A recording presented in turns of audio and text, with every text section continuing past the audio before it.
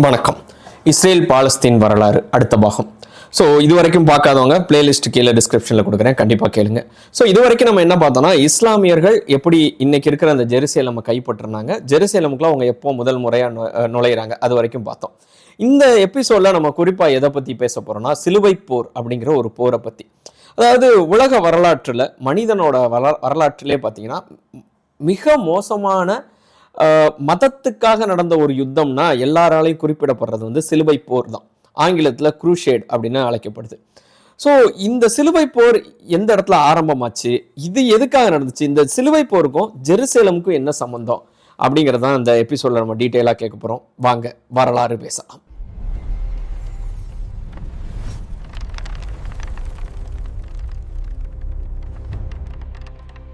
சிலுவை போரை பற்றி ஆங்கிலத்தில் நிறைய புத்தகம் வந்திருக்கு. தமிழில் பார்த்தீங்கன்னா ரொம்ப பெரிய அளவில் அதை பற்றி புத்தகம் இல்லை. ஆனால் என்னோட புத்தகத்தில் நான் ஒரு 3 சாப்டர் வந்து இந்த சிலுவை போரை மட்டுமே கவர் பண்ணியிருக்கேன். ஸோ வாய்ப்பு இருக்கவங்க அந்த புத்தகத்தையும் வாசிங்க. ஸோ இப்போ நம்ம அந்த வரலாறை பற்றி பேசலாம், சிலுவை போரை பற்றி. ஸோ அந்த சிலுவை போர் எப்போனா, இதை எங்கேருந்து ஆரம்பிக்கிறதுங்கிறதே ஒரு சுவாரஸ்யமான விஷயம்தான். நான் எங்கேருந்து ஆரம்பிக்கிறேன்னா 1038 ஆரம்பிக்கிறேன். கிபி 1038 ஒரு சின்ன ஒரு கதை மாதிரி சொல்கிறேன். ஃபுல்க் அப்படின்னு ஒரு மன்னர் இருக்கார். இது வந்து ரியலாக நடந்த இன்சிடென்ட் தான். ஃபுல்க் III அப்படின்னு ஒருத்தர் இருக்கார். அவர் வந்து எந்த ஊரை சேர்ந்தவர்னா, மேற்கு பிரான்ஸை சேர்ந்த ஒரு குறுநில மன்னர். அவர் வந்து ஒரு பெரிய குதிரை வீரன், ஒரு பயங்கரமான சோல்ஜர், இப்படி தான் அவரை வந்து எல்லாருமே சொல்லுவாங்க, ஃபுல்க் III. இவர் வந்து ஒரு 70 வயசுக்கு மேலே ஒரு சம்பவம் பண்ணுறாரு. என்னன்னா, ஜெருசலேமில் அந்த கிழக்கு பகுதி, ஜெருசலேமோட கிழக்கு பகுதியில் ஜீசஸோட கல்லறை இருக்குன்னு நம்பப்படுற ஒரு தேவாலயத்தில் அவர் ஒரு நாள் நிர்வாணமாக நிற்கிறார். மக்கள் முன்னாடி நிர்வாணமாக நிற்கிறாரு. அவர் பக்கத்தில் வந்து அவரோட வேலைக்காரனே கையில் ஒரு சாட்டையோடு நிற்கிறான். இவர் அந்த தேவாலயத்தை நோக்கி நடந்துக்கிட்டே இருக்காரு. அந்த வேலைக்காரன் வந்து அந்த சாட்டையை வச்சு அவர் அடிச்சுக்கிட்டே இருக்கான். அடிக்க அவர் என்ன சொல்றாருன்னா, ஒவ்வொரு அடிக்கும் அவர் சொல்றது, பரமபிதாவே என் பாவங்களை எல்லாம் மன்னியும், பரமபிதாவே என் பாவங்களை எல்லாம் மன்னியும். அந்த தேவாலயத்தை போய் சேர்ற வரைக்கும் அவர் உடம்பெல்லாம் ரத்தமா ஆகுது. ஆனாலும் அவர் திரும்ப திரும்ப அதையே சொல்லிக்கிட்டு இருக்காரு. சுத்தி கூடியிருந்த மக்கள் கூட்டமும் கொஞ்ச நேரத்துல என்ன சொல்லுதுன்னா, பரமபிதாவே என் பாவங்களை எல்லாம் மன்னியும், என் பாவங்களை எல்லாம் மன்னியும் அப்படிங்கிற மாதிரி ஒரு நிகழ்வு வந்து 1038 நடக்குது. ஏன் நடக்குது அப்படின்னு பாத்தீங்கன்னா, இதுக்கு பின்னாடி வந்து ஒரு விஷயம் இருக்கு. என்னன்னா, ஐரோப்பா முழுவதும் அப்போ கிறிஸ்தவ மதம் பரவி இருந்த காலகட்டம். அந்த காலகட்டத்தில் அந்த நேரம் என்ன நடக்குது அப்படின்னா, கிட்டத்தட்ட இயேசு இறந்து 1000 வருஷம் ஆயிடுச்சு. இது ஏன்னா கிபி 1030களில் அந்த கட்டத்தில் ஐரோப்பாவில் ஒரு ரூமர் ஒன்று ஸ்ப்ரெட் ஆகுது. என்ன புரளி அப்படின்னா, இயேசு வந்து இறந்து 1000 வருஷம் ஆனதுனால இயேசு திரும்ப உயிரோட வரப்போறாரு, வந்து இது நம்ம பண்ண பாவங்களுக்கெல்லாம் தண்டனை கொடுக்க போறாரு அப்படின்னு ஒரு புரளி வருது. இந்த இயேசு வருகிறார் இப்போ வரைக்கும் சொல்றாங்கல்ல, இந்த புரளியோட ஆரம்ப புள்ளி அதுவா இருக்கலாம். ஸோ இது வந்து என்ன ஆகுது அப்படின்னா, நம்ம இந்த கிறிஸ்டானிட்டி அந்த ஜட்ஜ்மெண்ட் டேன்னு சொல்லுவாங்கல்ல, இது வரைக்கும் நீங்க பண்ண பாவங்களை எல்லாம் அவர் அலசி ஆராய்ஞ்சு உங்களுக்கு தீர்ப்பு கொடுக்க போறாரு. இது மக்கள் மத்தியில ஒரு பயத்தை ஏற்படுத்துது. ஐயோ, நம்ம நிறைய பாவம் பண்ணியிருக்கோம், நம்ம என்ன எப்படி வந்தாருன்னா நமக்கு தண்டனை கிடைச்சிருமே அப்படின்னு பயம் வர ஆரம்பிக்குது. திருச்சபைகளும் என்ன பண்ணுது அப்படின்னா, இந்த புரளியை வந்து இன்னும் அதிகமாக ஸ்ப்ரெட் பண்ணிக்கிட்டே இருக்காங்கன்னா, ரீசன் என்னன்னா, கடவுள் மேல பயம் இருந்துச்சுன்னா பக்தி கூடும்.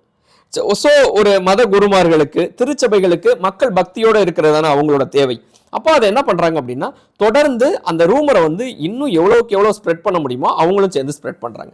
இப்படி மக்கள் எல்லாம் பயத்துல இருக்கிற கட்டத்துல தான் இந்த ஃபுல்க்குங்கிற மன்னருக்கும் அதே பயம் இருக்கு. ஏன்னா வாழ்நாள் முழுக்க நிறைய பாவங்களை செஞ்சவர் இந்த ஃபுல்க். எந்த அளவுக்கு அப்படின்னா, தன்னோட ஒரு மனைவியை உயிரோட எரிச்சு கொண்டவர் ஃபுல்க். அப்போ அவருக்கும் அதே பயம், ஐயோ நம்மளும் நிறைய பாவம் பண்ணியிருக்கோம், அப்போ அந்த பாவத்துக்கெல்லாம் நம்மளுக்கும் ஒரு மிகப்பெரிய தண்டனை இருக்கு, நம்ம இதுல இருந்து எப்படி தப்பிக்கிறது அப்படின்னு அவர் யோசிச்சுட்டு இருக்காரு. இந்த நேரத்துல தான் அவருக்கு ஏதோ ஒரு மத குருமார் வந்து ஆலோசனை கொடுத்திருக்காரு. என்ன ஆலோசனைனா, நீ வந்து ஜெருசலேமுக்கு பாத யாத்திரை போ, ஜெருசலேம் பாத யாத்திரை போயிட்டு அங்க இருக்க கல்லறையில உன் பாவத்துக்கு மன்னிப்பு கேளு, உன் பாவங்கள் எல்லாம் மன்னிக்கப்படும் அப்படின்னு சொல்லி ஒரு மத குருமார் யோசனை கொடுத்திருக்காரு. இதை கேட்டுட்டு ஃபுல்க் வந்து ஜெருசலேம்ல போய் நான் சொன்னேன்ல அந்த சாட்டை அடி வாங்கின அந்த நிகழ்வை வந்து நிறைவேற்றுறாரு. இது ஏன் ஆரம்ப புள்ளி ஆகுது அப்படின்னா, அதுக்கு முன்னாடி ஜெருசலேமுக்கு பாத யாத்திரை போறங்கிற பழக்கம் வந்து கிறிஸ்தவர்களுக்கு கிடையவே கிடையாது. சொல்ல போனா ஜெருசலேம்ங்கிற ஊரையே கிறிஸ்தவர்கள் மொத்தமா மறந்து போயிட்டாங்க. அவங்களோட மதம் உருவான இடம், இயேசு பிறந்த இடம், இயேசு வளர்ந்த இடம், இயேசு மறைந்து போன இடம் வந்து ஜெருசலேம். ஆனா அதுக்கடுத்து 1000 வருஷம் ஆயிடுச்சுல, 1000 வருஷத்துல அவங்க மொத்தமா ஐரோப்பா நிலப்பரப்பை தான் அவங்க ஃபோக்கஸ் பண்றாங்க. அங்க மட்டும்தான் அவங்க வாழ்ந்துகிட்டு இருக்காங்க. அப்படிங்கும்போது ஜெருசலேமை அவங்க யோசிக்கவே இல்லை. இன்னொன்னு, அந்த காலகட்டத்தில் போப் வந்துட்டார், வாட்டிகான் சிட்டி வந்துருச்சு, போப்புங்கிற ஒரு தலைமையான ஒரு பவர்ல ஒருத்தர் இருக்கிறார்.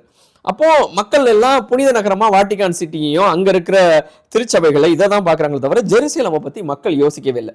ஆனா இந்த ஃபுல்க் போறாருல இந்த புனித யாத்திரை, இது போனதுக்கு அப்புறம் மக்கள் மத்தியில திரும்ப ஒரு புரளிக்கான சொல்யூஷன், இன்னொரு புரளி, அதாவது இயேசு வருவாரு, தண்டனை கிடைக்கும், அதுக்கான தீர்வு நீ ஜெருசலேமுக்கு புனித யாத்திரை போ.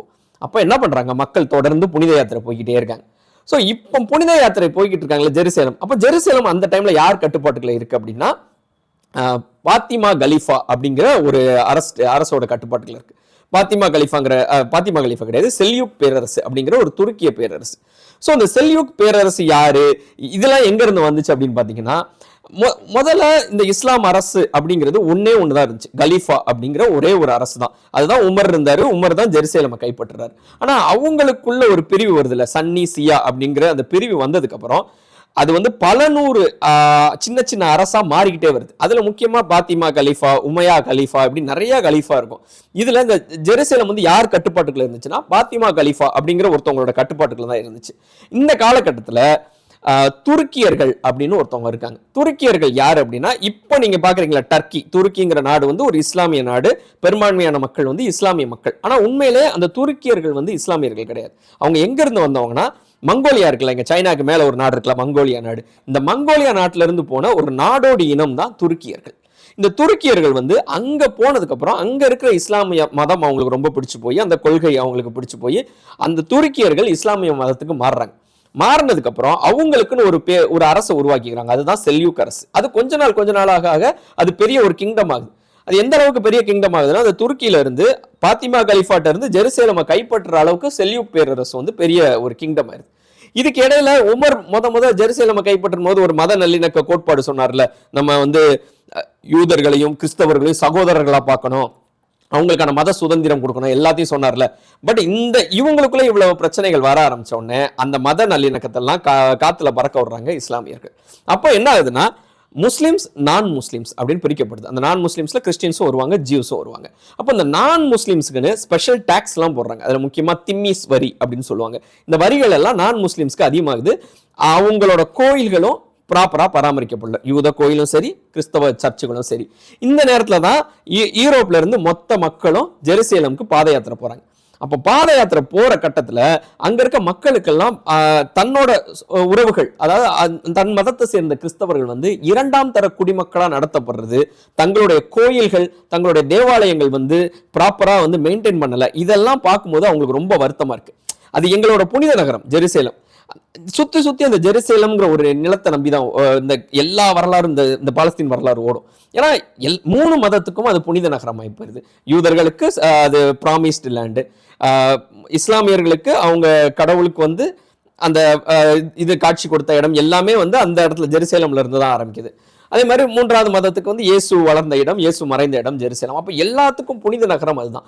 தங்களோட புனித நகரம் இவ்வளவு வந்து சிதிலமடைந்து போயிருக்கு. அங்க தன் மக்களே இரண்டாம் தர குடிமக்களா நடத்தப்படுறாங்க. இதெல்லாம் பார்த்த கிறிஸ்தவர்களுக்கு, யூரோப்ல இருந்து வந்த கிறிஸ்தவர்களுக்கு வந்து ரொம்ப கவலையா இருக்கு. அதை போய் அவங்க யார்கிட்ட முறையிடுறாங்கன்னா, அங்க இருக்க திருச்சபைகளுக்கும் அங்க இருக்கிற கிங் இருப்பாங்களா, அவங்களோட கிங்குக்கு இந்த மாதிரி நம்ம மக்கள்லாம் அவ்வளவு கொடுமைகள் அனுபவிக்கிறாங்க அப்படின்னு சொல்லி முறையிடுறாங்க.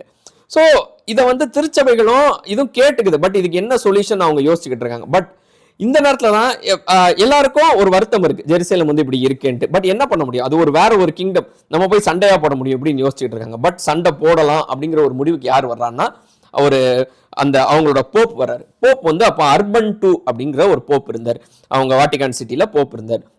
ஸோ இதுல இந்த மதம்ங்கிறத தாண்டி தன் மக்கள் கொடுமைப்படுறாங்க அப்படிங்கிறத தாண்டி இதுல ஒரு பவர் பாலிடிக்ஸ் இருக்கு, ஒரு அரசியல், ஒரு அதிகார அரசியல் இருக்கு. என்னன்னா நான் இந்த வரலாறு சொல்ற இந்த 1030களில் போப்புங்கிறவர் வந்து என்னன்னா வாட்டிகான் சிட்டில இருக்கிற ஒரு முக்கியமான ஒரு பாதிரியார்னு வச்சுக்கலாம். ஆனா அவருக்கு வந்து பவர் எவ்வளவு அதிகாரம் இருக்குன்னு பாத்தீங்கன்னா ஒரு லிமிட்டட் அதிகாரம் தான். இன்னைக்கு வந்து போப்பை நம்ம எப்படி பாக்குறோம், அந்த கிறிஸ்தவ மதத்துக்கே கிட்டத்தட்ட தலைமை அப்படிங்கிற மாதிரி தானே போப்பை பாக்குறோம். அந்த மதத்துக்கான ஹையஸ்ட் அத்தாரிட்டி போப்பு தான் இல்லையா? பட் அந்த நேரத்துல வந்து போப் அப்படி கிடையாது, ஒன் ஆஃப் த ஃபாஸ்டர் இருக்க எல்லா ஃபாதிரியார்களையும் அவரு ஒருத்தர். பட் இந்த அர்பன் 2 வந்து என்ன நினைக்கிறாருன்னா, அப்படி இருக்கக்கூடாது, நான் வந்து இந்த போப்புங்கிற பதவி வந்து கிறிஸ்டானிட்டியோட ஹையஸ்ட் அத்தாரிட்டியா மாறணும் அப்படிங்கிற அந்த அர்பன் 2 நினைக்கிறார். அப்போ அவர் இப்படி ஒரு சின்ன குளறுபடி இருக்குல்ல, ஜெருசலேம் மக்கள் வருத்தப்படுறாங்கன்னு சொல்லி இங்க இருக்க மக்கள்லாம் இது பண்றாங்க. இந்த நேரத்துல நான் ஒரு யுத்தத்தை ஆரம்பிச்சு என் மக்களுக்காக நான் அந்த ஜெருசலேமை மீட்டுட்டேன் அப்படின்னா நாளைக்கு வரலாறு வந்து போப் மீட்டதா தான் இருக்கும். அப்போ போப் சொன்னதை மக்கள் கேட்டதா இருக்கும். போப் சொல்லி ஒரு யுத்தம் நடந்ததா இருக்கும். போப் சொல்லி ஜெருசலேம் மீட்கப்பட்டதா இருக்கும். அப்போ போப்புக்கான ஹையஸ்ட் அத்தாரிட்டிங்கிற ஒரு பவர் கிடைக்குதுல்ல, இந்த பவர் பாலிடிக்ஸை தான் அந்த அர்பன் 2 யூஸ் பண்ண நினைக்கிறார். பட் அதை எப்படி எங்க ட்ரிகர் பண்றதுன்னு அவருக்கு தெரியல. எல்லாருக்கும் கோவம் இருக்கு, எல்லா மன்னர்களுக்குமே என்ன இருக்கு, ஜெருசலேமை என்ன பண்ணலாம் அப்படின்னு சொல்லி. பட் அதை வந்து ட்ரிகர் பண்ணணும்னு இவர் நினைக்கிறார். பட் அதுக்கான ஒரு காரணம் வேணும்ல, எல்லாத்தையும் ஒருங்கிணைக்கிறதுக்கான ஒரு காரணம் வேணும்ல. அதை என்ன பண்ணலாம்னு யோசிச்சுக்கிட்டு இருக்கும்போது தான் பைசாந்திய பேரரசு அப்படிங்கிற ஒரு பேரரசுல இருந்து, ஒரு கிங்டம்ல இருந்து போப்பை பார்க்கறதுக்கு ஒருத்தர் வர்றாரு. இந்த பைசாந்திய கிங்டம்ங்கிறது எங்க இருக்கு அப்படின்னா துருக்கி, இந்த துருக்கியர்கள் இருக்க அந்த துருக்கி நாட்டு பக்கத்துல இருக்கிற ஒரு நாடு தான். அந்த எல்லையோர இருக்கிற இன்னொரு கிங்டம் தான் பைசாந்திய கிங்டம். இந்த பைசாந்தியர் கிங்டம் வந்து ஒரு கிறிஸ்டியன் கண்ட்ரி. ஸோ துருக்கியர்கள் இஸ்லாமியர்கள், அதுக்கு பக்கத்தில் இருக்க பைசாந்தியர்கள் வந்து கிறிஸ்தவர்கள். ஸோ அந்த பைசாந்தியர்கள் வந்து அர்பன் 2 என்ன சொல்றாங்க அப்படின்னா, எங்களுக்கு துருக்கியர்களுக்கும் எங்களுக்கும் ஒரு எல்லை பிரச்சனை இருக்கு. நம்மளுக்கு எப்படி இந்தியா பாகிஸ்தானுக்கு இடையில ஒரு எல்லை பிரச்சனை இருக்கோ அதே மாதிரி அங்க நேரத்துல துருக்கிக்கும் பைசாந்தியர்களுக்கும் இடையில ஒரு எல்லை பிரச்சனை இருக்கு. இந்த எல்லை பிரச்சனை எப்படி தீர்க்கிறதுன்னு, துருக்கி வந்து ஒரு பெரிய கிங்டம் மன்னரும், ஒரு பேரரசு. பைசாந்தியர் வந்து அவ்வளவு பெரிய அரசு கிடையாது, ஒரு நார்மலான கிங்டம் தான். அப்போ எங்களுக்கு ஏதாவது ஹெல்ப் பண்ணுங்க, யாரையாவது ஹெல்ப் பண்ண சொல்லுங்க, இந்த பிரச்சனையை தீர்த்து வைங்க, இந்த எல்லை பிரச்சனை அப்படின்னு சொல்லி பைசாந்திய கிங்டம்ல இருந்து ஒரு தூதுவன் வந்து சொல்றான். அர்பன் 2 இந்த காரணத்தை நம்ம யூஸ் பண்ணிக்கலாம் அப்படின்னு நினைக்கிறார் பொலிட்டிக்கலா. யோசிச்சு பார்த்தா இது ரெண்டு நாட்டுக்கு இடையில நடக்கிற எல்லை பிரச்சனை. ஆனா அர்பன் 2 அதை எப்படி மாத்துறாரு அப்படின்னா, இஸ்லாமியர்களுக்கும் கிறிஸ்தவர்களுக்குமான பிரச்சனை அப்படின்னு ஆரம்பிக்கிறார். அப்ப அர்பன் 2 ஒரு மீட்டிங் அரேஞ்ச் பண்றாரு. இது வந்து பிரான்ஸ்ல நடக்குது இந்த மீட்டிங். முக்கியமான மன்னர்கள், இங்கிலாந்தோட மன்னர், பிரான்ஸோட மன்னர், இந்த மாதிரி அந்நேரம் இருக்கிற பவர்ஃபுல் கிங்ஸ் எல்லாம் இருக்காங்களே, எல்லாத்தையும் கூட்டி முக்கியமான திருச்சபைகள் எல்லாம் கூட்டி ஒரு மீட்டிங் நடத்துறாரு. அந்த மீட்டிங்ல வந்து அர்பன் 2 வந்து பயங்கர எமோஷனலா பேசுறாரு. ஒரு பைசாந்திய கிங்டம்ல இருந்து, ஒரு கிறிஸ்தவ நாட்டில இருந்து ஒரு எல்லையில அவ்வளவு பிரச்சனைகள் இருக்கு இஸ்லாமியர்களால, இதை தீர்த்து வைக்கிறதுக்கு நம்மள்ட்ட உதவி கேட்கிறாரு. நம்ம ஏன் உதவி பண்ண மாட்டேங்கிறோம்? நம்மளும் கிறிஸ்தவர்கள் தானே, நம்ம மக்களை நம்ம தானே காப்பாற்றணும். அதையும் தாண்டி நம் கடவுளான இயேசு பிறந்த இடம், இயேசு வளர்ந்த இடம் இன்னைக்கு இஸ்லாமியர்கள் கட்டுப்பாட்டுகள் இருக்கு. நம் மக்கள் 2ஆம் தர குடிமக்களா இருக்காங்க, அவங்களுக்காக நீங்க உதவி பண்ணுங்க அப்படின்னு சொல்லி அதாவது எல்லாம் ஒரு யுனைட்டடா ஒரு ஃபோர்ஸை உருவாக்குவோம். அந்த ஃபோர்ஸ் போய் அவங்கள்ட்ட சண்டை போடணும் அப்படிங்கிறாரு. இதை கேட்டு மக்கள் எமோஷனலி நீங்க ட்ரிகர் பண்ணி விட்டார்ல, ட்ரிகர் பண்ணோடனே மக்கள் அந்த அன்னர் கூடியிருந்த அந்த மீட்டிங்ல இருந்த எல்லாரும் வந்து அர்பன் 2 சொல்றதுக்கு ஓகே சொல்றாங்க. அப்புறம் மக்கள்கிட்ட பேசுறாரு, திருச்சபைகள்ல போய் பேசுறாரு, ஒவ்வொரு இடத்துலயும் மக்களை ட்ரிகர் பண்ணிட்டே இருக்காரு. எந்த அளவுக்கு ட்ரிகர் பண்றாரு அப்படின்னா, அபிஷியலா யுத்தம் ஸ்டார்ட் பண்றதுக்கு முன்னாடியே அன்அபிஷியலா வார் ஸ்டார்ட் ஆயிரும். அதாவது இவங்க டீம்லாம், இவங்க சோல்ஜர்ஸ் எல்லாம் வச்சு படைகள் வந்து அங்கங்க ஒருங்கிணைப்பாங்க. ஏன்னா எல்லா நாட்டுல இருந்து படை வரணும்ல, பிரான்ஸ்ல இருந்து வரணும், ஜெர்மன்ல இருந்து வரணும், இங்கிலாந்துல இருந்து வரணும், எல்லா நாட்டுல இருக்க படையையும் ஒருங்கிணைச்சு ஒரு ஆர்மியை கொண்டு போய் சண்டை போடணும். இதுதான் அர்பன் 2 பிளான். அங்க இருக்க கிங்ஸும் அதுக்கு தான் அப்ரூவ் பண்ணிருக்காங்க. பட் இவர் வந்து எமோஷனலா மக்கள்கிட்ட ட்ரிகர் பண்ற மாதிரி பேசிக்கிட்டே இருக்கும்போது, இந்த யுத்தம் ஸ்டார்ட் பண்றதுக்கு முன்னாடியே ஒரு மக்கள் சிலுவை போர் வீரர்கள் சொல்லி வெறும் ஒரு பாதிரியார் இருந்தார், பீட்டர்னு ஒருத்தர் இருந்தார். அந்த பீட்டர் வந்து மக்கள் ஒரு 30,000 பேரை சேர்த்து கொண்டு போய் சண்டை போட போயிட்டார். அவர் பேசாட்டி அபிஷியலா ஸ்டார்டே ஆகல, அவர் சண்டை போட போயிட்டார். ஸோ இந்த மாதிரி நிகழ்வுகள்லாம் நடந்துச்சு. இதுக்கு என்ன காரணம் அப்படின்னா, எப்படி அவர் எமோஷனலா பேசினார்னா, இது வந்து ஒரு எல்லைக்கான யுத்தம் கிடையாது, ஒரு நாட்டை பிடிக்கிறதுக்கான யுத்தம் கிடையாது, இது கடவுளுக்கான யுத்தம், இது மதத்திற்கான யுத்தம் அப்படின்னு திரும்ப மக்கள்கிட்ட சொல்லிட்டு இருந்தார். இன்னொன்னு என்ன சொன்னார் அப்படின்னா, நீங்க ஒருவேளை போய் நீங்க போர்ல இறந்து போயிட்டீங்கன்னா உங்க குடும்பங்களையும் உங்க குழந்தைகளையும் திருச்சபை பார்த்துக்கிடும்.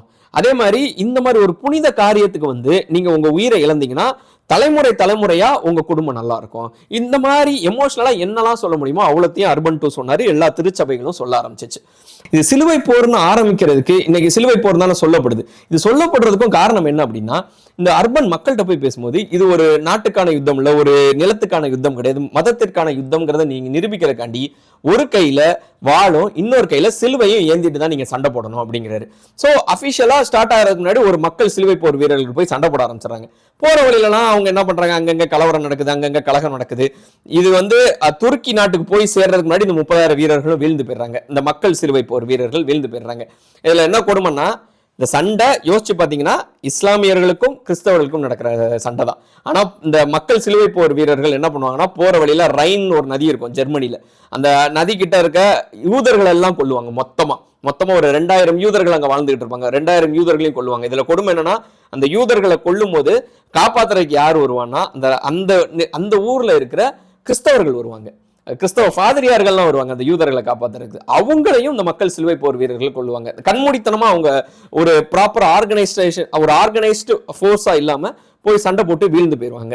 அவங்க துருக்கி நாட்டு எல்லா பக்கம் கூட போயிருக்க மாட்டாங்க, வீழ்ந்து போயிடுவாங்க. ஸோ இதெல்லாம் பார்த்துருவாரு அர்பன். ஸோ ப்ராப்பரா ஆர்கனைஸ்டா ஒரு நல்ல தலைவர் தலைமையில தான் அனுப்பணும் அப்படின்னு சொல்லிட்டு பிரான்ஸ்ல இருக்க ஒரு நல்ல படைத்தளபதி, ஜெர்மன்ல இருக்க நல்ல படைத்தளபதி, இந்த மாதிரி முக்கியமா ஒரு 3 படைத்தளபதிகள் 4 படைத்தளபதிகளை சேர்த்து வச்சு வாரை வந்து அஃபிஷியலா ஸ்டார்ட் பண்ணுவாங்க.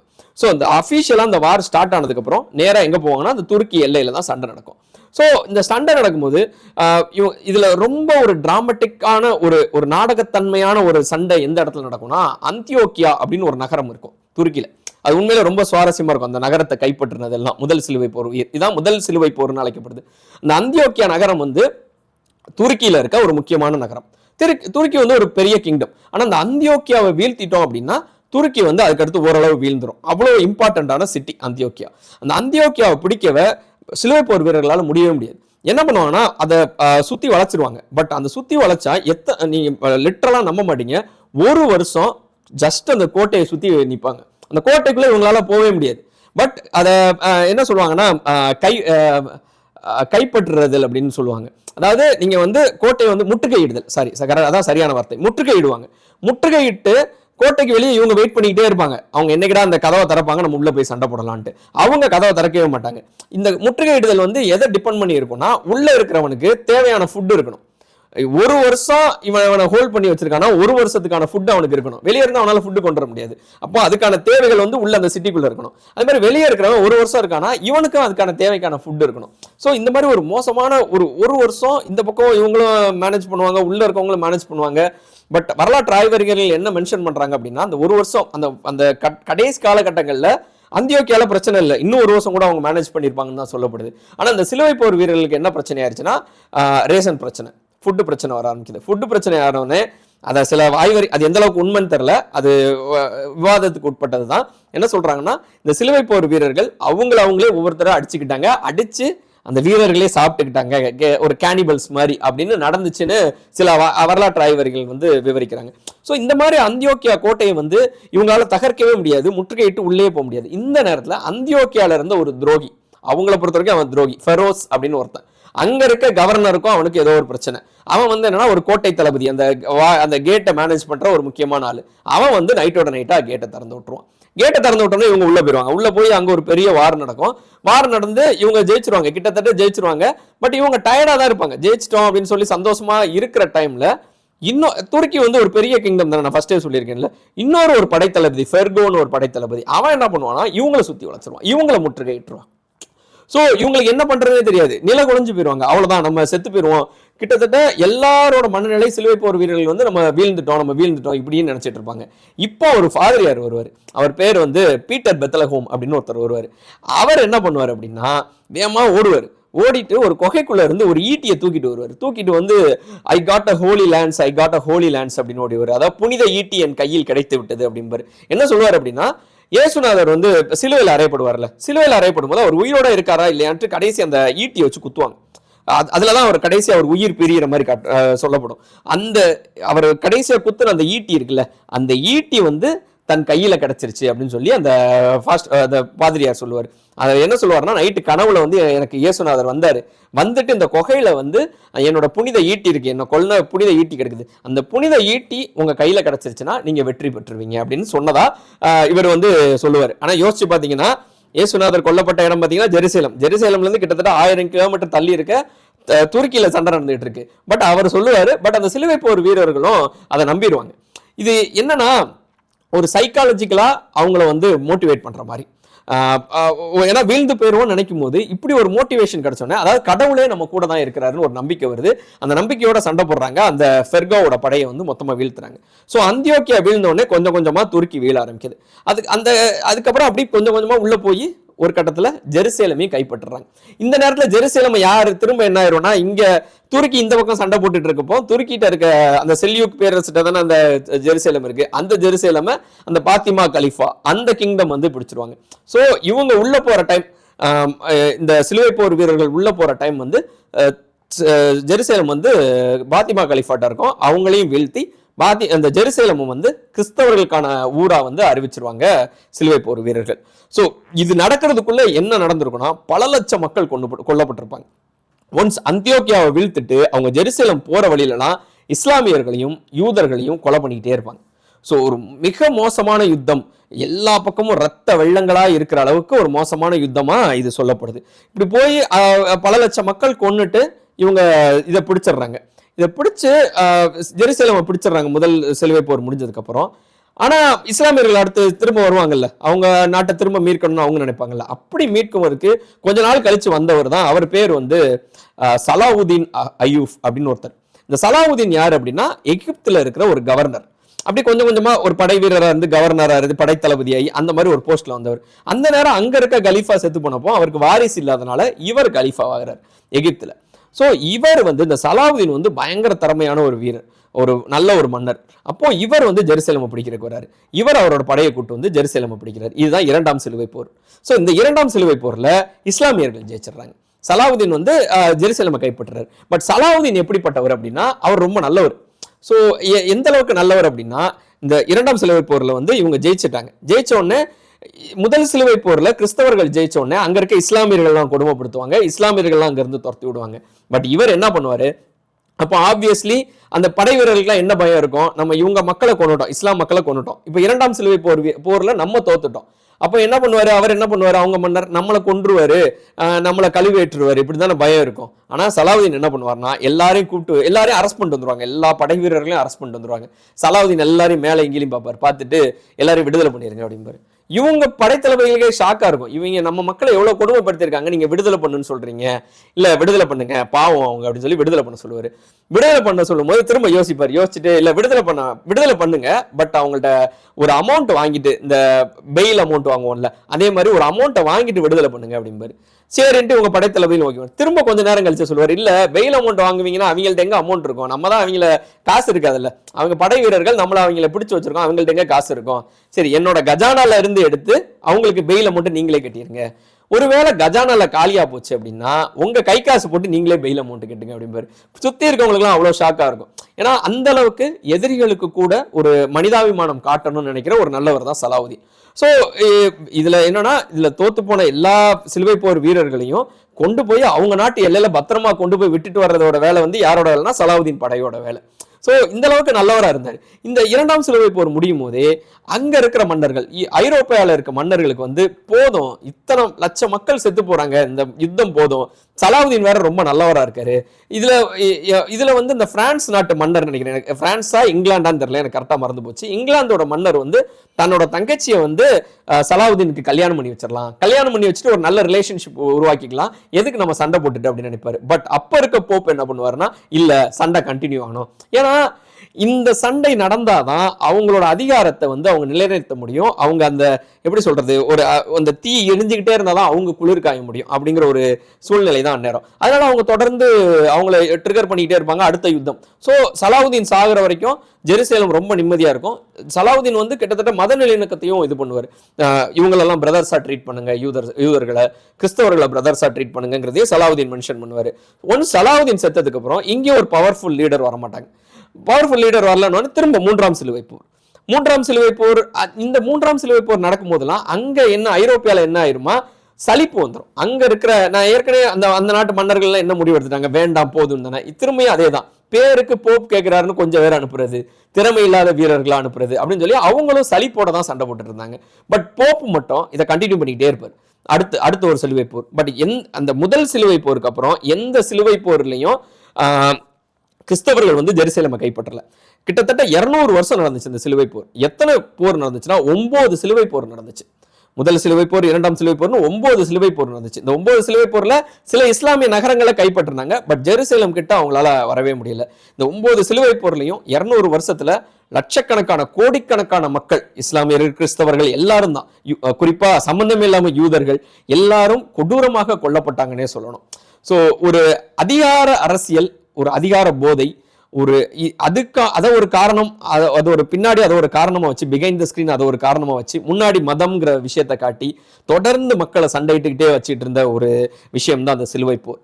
ஸோ இந்த சிலுவை போர் 9 சிலுவை போர் முடிஞ்ச காலகட்டங்களில் திரும்பியும் ஜெருசலேம் வந்து யார் கையில் தான் இருந்துச்சுன்னா இஸ்லாமியர்கள் கையில் தான் இருந்துச்சு. ஸோ யூதர்கள் வந்து கிட்டத்தட்ட எங்கேயாவது சிதறி போயிடலாம் அப்படின்னு நினச்சிட்டு எங்கெங்கேயோ வாழ்ந்துகிட்டு இருந்தாங்க. இப்படி வாழ்ந்துட்டு இருக்க காலகட்டங்களில் அவங்க எல்லா இடத்துலையும் இருந்தாங்க. ஜெர்மனில் இருந்தாங்க, யூரோப்பில், பிரான்ஸில் இருந்தாங்க, எல்லா ஐரோப்பிய நாடுகள்லையும் அங்கங்கே பிரிஞ்சு வாழ்ந்துகிட்டு இருந்தாங்க. இங்கேயும் வாழ்ந்துகிட்டு இருந்தாங்க. இந்த இஸ்லாமிய பேரரசுகள்லையும் அங்கங்கே வாழ்ந்துகிட்டு இருந்தாங்க. இந்த காலகட்டங்களில் தான் புரொட்டஸ்டன்ட்ஸ்னு ஒருத்தவங்க வராங்க. இந்த புரொட்டஸ்டன்ட்ஸ் வந்து எதுக்கு வந்தாங்க அப்படின்னா, இந்த போப்போட அதிகாரத்தை ஒடுக்கணும், போப்புக்கு வந்து இவ்வளவு பவர் கொடுக்கக்கூடாது, அவர் பண்ற ஊழலை ஒடுக்கணும்னு வந்தவங்க தான் இந்த புரொட்டஸ்டன்ட்ஸ். ஆனா இந்த புரொட்டஸ்டன்ட்ஸே இந்த இரண்டாம் உலகப் போர்ல வந்த ஹிட்லருக்கு ஒரு வீரியமான ஒரு விஷத்தை பரப்பவருக்கு அவங்க ஒரு முக்கிய காரணமா இருப்பாங்க அப்படின்னு சொன்னா நம்மளுக்கு ஆச்சரியமா தான் இருக்கும். அவங்க நோக்கம் வந்து போப்பை எதிர்க்கிறது, ஆனா அவங்க கடைசி முடியும் போது உலகத்துல இருக்க யூதர்களெல்லாம் கொல்லணும் அப்படிங்கிற ஒரு மனநிலைக்கு மாறினாங்க. ஏன் அப்படி மாறினாங்க? அந்த புரொட்டஸ்டன்ஸுக்கும், அதுவும் ஜெர்மன்ல ஆரம்பிச்ச ஒரு இயக்கம் தான் புரொட்டஸ்டன்ஸ், அந்த புரொட்டஸ்டன்ஸ்க்கும் அடுத்து 600 வருஷம் கழிச்சு வந்த அதே ஜெர்மன்ல வந்த ஹிட்லருக்கும் என்ன சம்பந்தம் அப்படிங்கிறத அடுத்த காணொளியில பார்க்கலாம். தொடர்ந்து வரலாறு பேசுவோம். காத்திருங்கள். நன்றி, வணக்கம்.